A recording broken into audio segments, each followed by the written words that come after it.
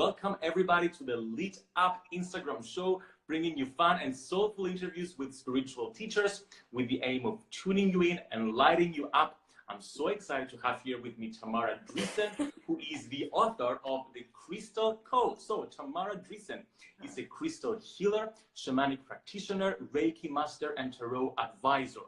She trained with a shaman in Bali and now runs regular moon ceremonies and crystal healing workshops in the UK and beyond. She's a resident teacher at She's Lost Control, a contributor to the Numinous, and a founding member of the Obonyan Wellness Festival. She has collaborated with brands such as Topshop and Vice and leads bespoke intuitive guidance and healing sessions with a wide range of clients. Welcome, Tamara. I'm so excited to have you here.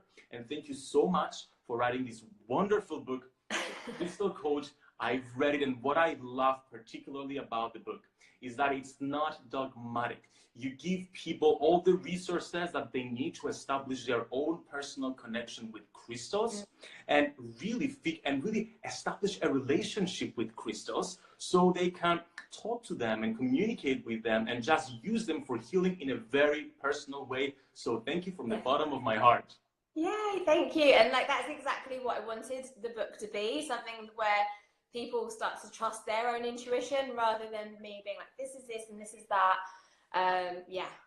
Exactly. So I want to kick off this chat with a very personal story. How did you discover crystals? And what was your path to becoming a crystal expert? How did they come up in the first place? Okay, so the first crystal that I ever bought was when, I can't remember how I think I was about 8-ish, and I was at the Natural History Museum, and I bought a piece of rose quartz there, and at the time I was just like, I just think it's cool. I just it felt good to be around, and yeah, at the time I think I just saw it as my lucky stone.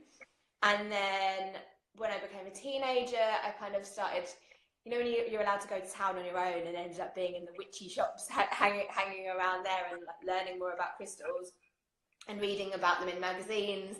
And I remember this article saying if you have a piece of garnet, it'll get you a boyfriend. And at that age, when I was a teenager, that was my goal, a boyfriend.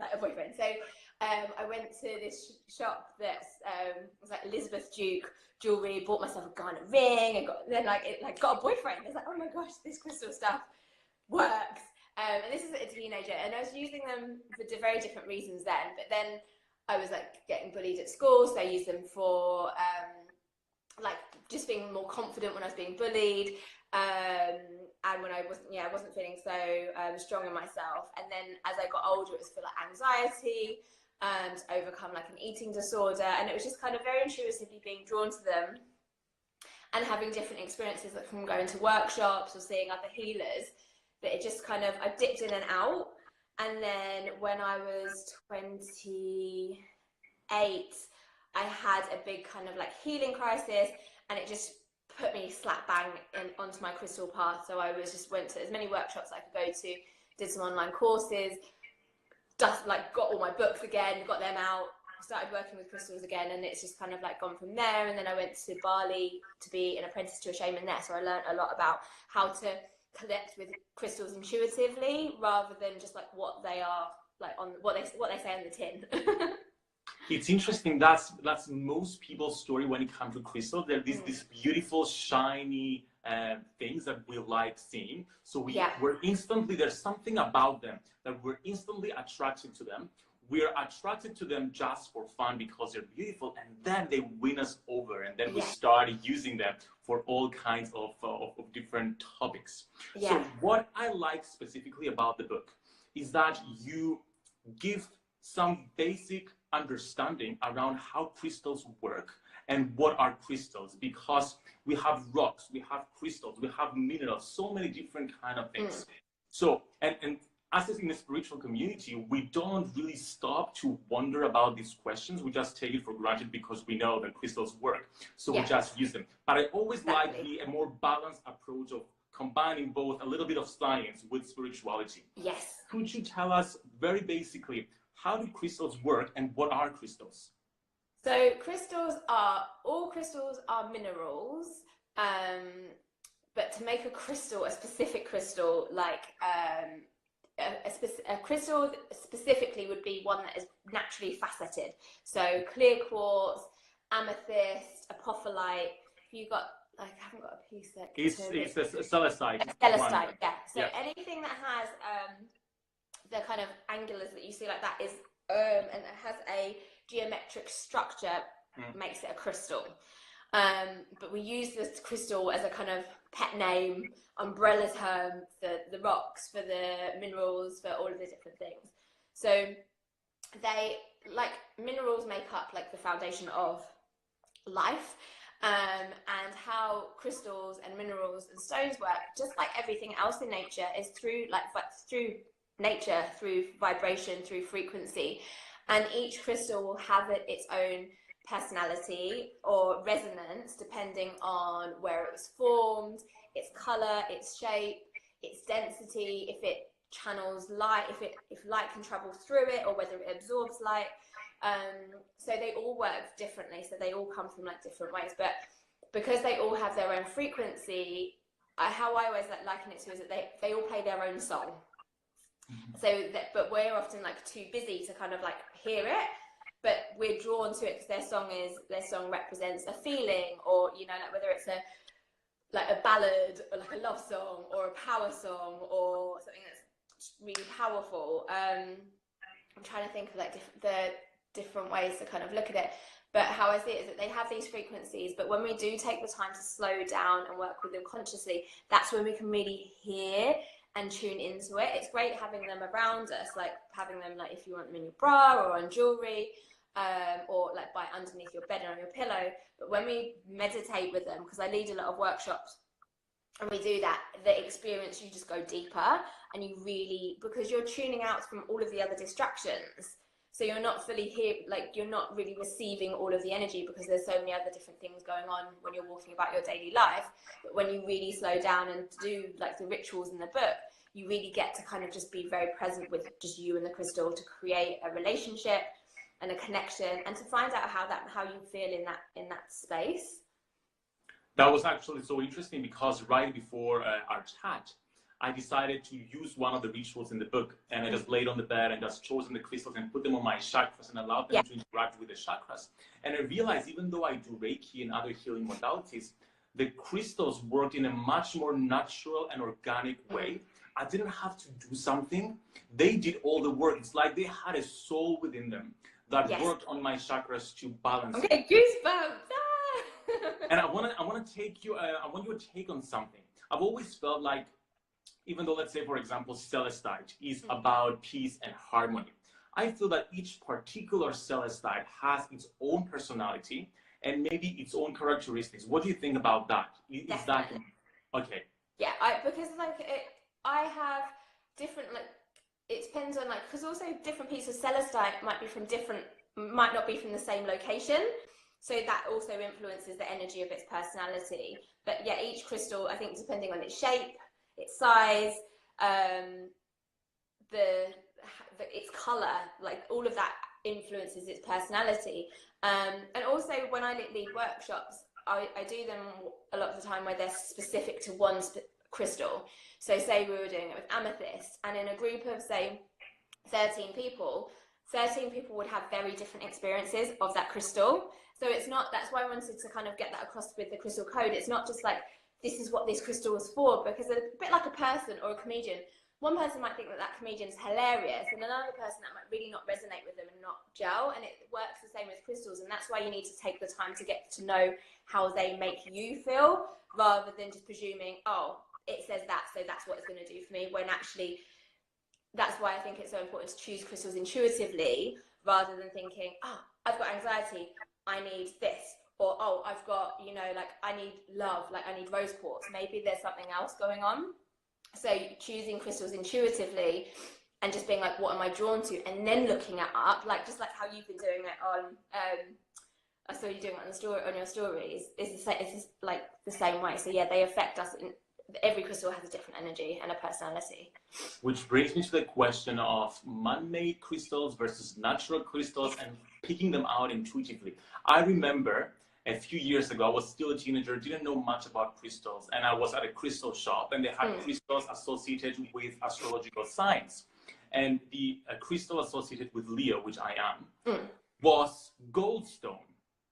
Now I got the crystal and I couldn't feel much in the crystal, and then I Googled it and I found out that it's actually a man-made stone. Yeah. Do man-made stones work?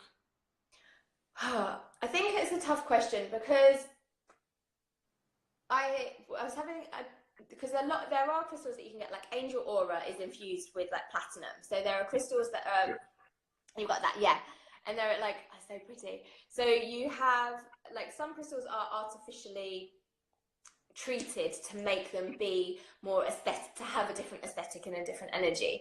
And I think it's just tuning into what feels good for you, because I know a lot of people love goldstone, you know, and they're like, yep, that feels good for me. So I think everything's going to resonate with different people, and I think there are some people, like so many people that I speak to, that are really drawn to the natural ones that aren't, like, say something like that aren't shaped, that aren't aren't tumbled, haven't done anything to them. And then there are other people that are like, I like them smooth, I like them, you know, really shiny. Everyone likes different things, and I think at the end of the day, if it's working for you, then that's what matters. And like sometimes, like, I know I was watching something before, and this lady was like really bashing citrine, because a lot of citrine is actually heat treated, and this lady was like, heat treated citrine is dead. It's nothing, like there's nothing to it. It's been heated. And I've had amazing like experiences, and I've led workshops with people that have had amazing experiences with like heat treated citrine. So I think I personally prefer natural ones, but if there's something in it, whether it's the color therapy of a man-made one, what it represents, or the shape, if it was a talisman and that works for you, then that's all that's important. That was actually my experience with this Angel Aura course that I have here. Yeah. When I first meditated with this stone, I had the most intense mediumship experience. I was so overwhelmed with the spirits coming to me that I had to stop. So, and that's like a course that's heat treated with, and it's got some platinum, as you said, just added in, and it still had this strong experience. So it really has to do with how the stone interacts with the person's energy. Yeah. Now, what happens when someone doesn't have access to crystals? Could they just go out in nature and just let nature guide them in picking a stone? Do stones work in a similar way? Definitely. And even, I can't remember if I think I might have included it in the book. When I was leading a workshop in Croatia last summer, and I just got people to visualize a crystal, what color it was, what shape it was. Nobody had a crystal, and it wasn't. And then after a few people were asking questions, and people that had never had crystals, and they're like, "Oh, my crystal looked like this, and my crystal looked like that, and it was this color." And when I was like, "Oh, it could be this, it could be, say, amethyst," and explained what amethyst was about, then they were like, "Oh, that's what's going on for me. Like, that's my personality." And then someone was like, "Oh, what was this? What was my crystal?" And like I said, none of them had any experience with crystals. None of them had the physical crystals. It was just them opening up their intuition and being like, what crystal do I need? Visualizing like, what color is it? What shape is it? What form is it? And then you could imagine it kind of like in your hand, and you could imagine that you're placing its energy as if it was just like pure light into your body. So that's like a fun way to do it if you don't have any crystals. Wonderful. So it's basically about our intention of working with a crystal that actually does the work as well as having the physical crystal. Now, could you give us a practical process of choosing a crystal? Let's say we have a bowl of crystals, which I have one here actually, just for demonstration. So let's say we have a bowl of crystals, and we just feel a certain I'm like looking up to like see it.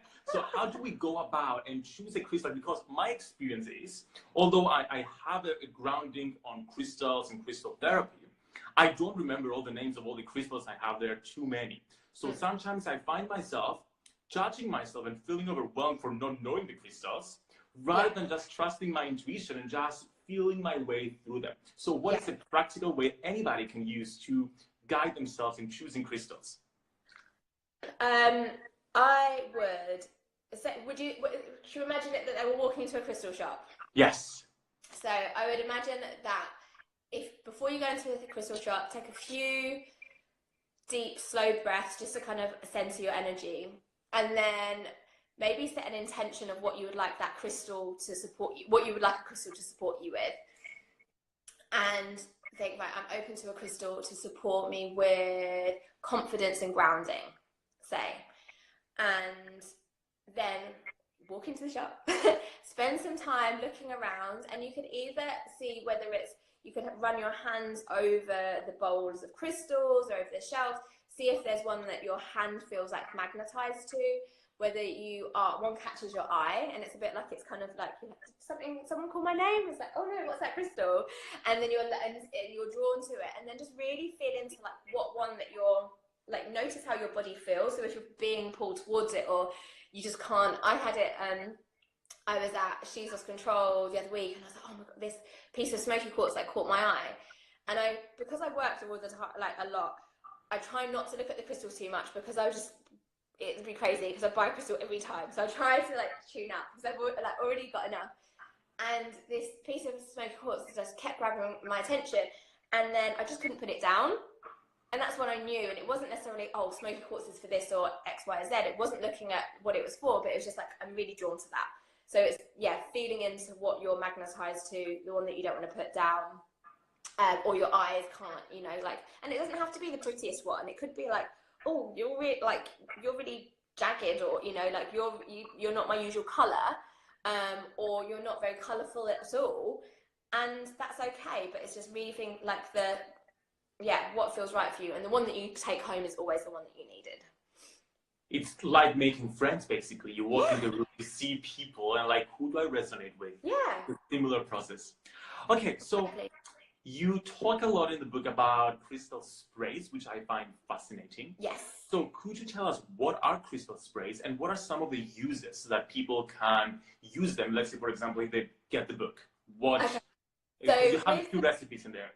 Yeah, so I've got a few recipes. With the crystal spray, what it does is you can infuse the crystal's energy into water and use it with a preservative like witch hazel or alcohol to preserve the charge. And you could create it under a full moon or a new moon. And you could create different crystal sprays for different purposes. So you could use one, say, with clear quartz, if you wanted to use it to cleanse your other crystals. So say if you were traveling, or you were somewhere that you knew that you weren't allowed to have smoke or sage or something like that. And you can also use that for your aura as well, if you're traveling. And you could create different sprays for different things. So you could create one with say like citrine and smoky quartz if you're going, I'm sorry, looking over like what I forgot on the shoulder, on the shelf, for like if you're going for a job interview, you know, and you want that like crystal like spray filling your aura before you go in. So yeah, you can use different ones in different combinations to create an energy that you want to kind of like surround yourself in and just reset. Oh gosh, I'm still gonna do this next. I'm just gonna create a bunch of like crystal sprays and just go out and like cafes and like spraying myself. It's so nice, and like I've included like in the recipe with like different essential oils as well. So that one can be used as like cleansing crystals or aura, but it's also really grounding and like uplifting. And it's so funny because when we were taking the pictures for the book, you can see the shop, but we sprayed it so many times to like get the sweet shop, and it was so funny, but it just smelled so lovely, and all of us were like, oh, it just feels so nice now. Gosh, that's the ideal photo shoot right there. It was so good. It was funny because we were snowed in as well. So we were like snowed in, just surrounded by crystals, like this is the best job ever. Perfect way to be. So I know that crystals are specific to every single person, but could you give us, if I give you like a life area, could you give us a few crystals traditionally related to those life areas for people to get an idea?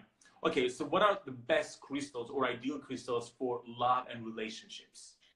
So love and relationships, if it was, rose quartz is like the number one, like that's the like Beyonce that everybody like knows about.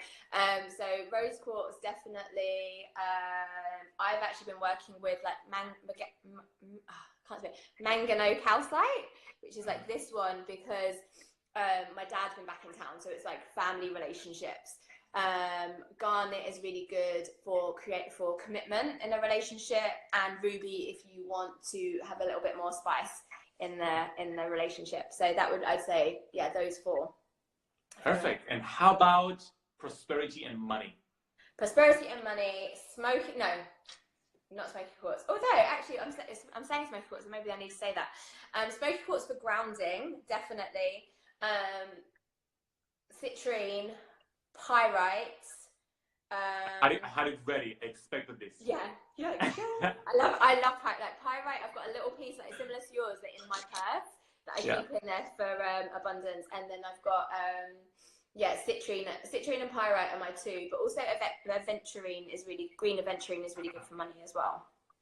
Wow, I love it. And how about career matters? Like, what would be the perfect crystal to have in the workplace? So it depends on the situation. So say if you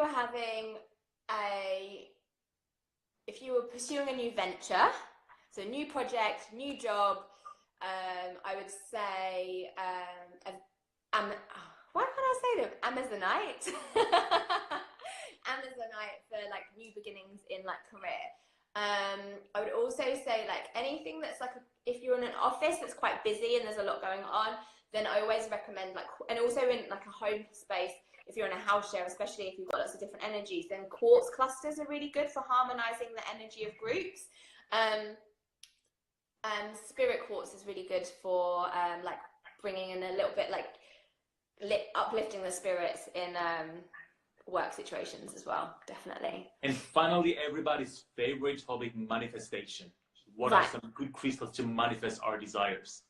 Manifest our desires. Clear quartz to clear any blocks. So the path is like clear.